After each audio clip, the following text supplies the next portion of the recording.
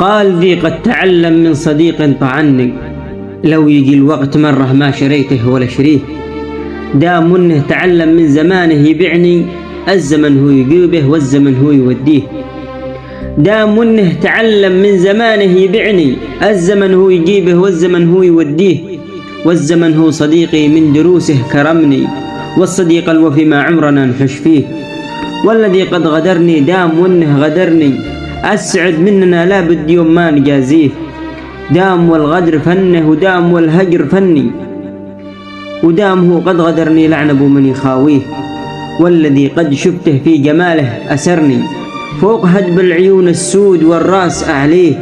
كل ما قلت يعني زاد في الغنج معني، كل ما قلت يعني زاد في الغنج معني. والدلع والوسامة كل شي صار يحويه.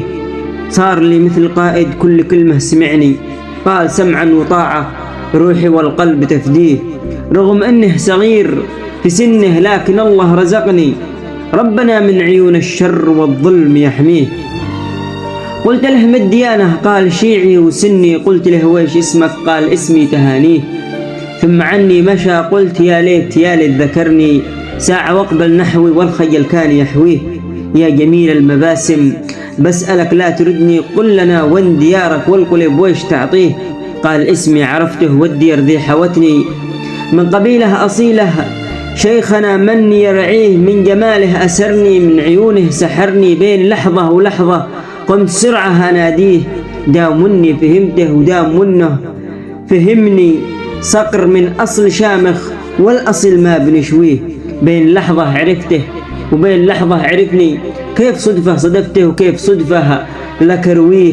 كنت أنا في طريقي وفي طريقي قصدني، قال بس لو تكرمت. قلت من تحاكيه؟ قال أنت هو من عاد. قلت مرحب سمعني. قال حياك. وأنا ما درت وش أرد له، ما درت وش أرد له.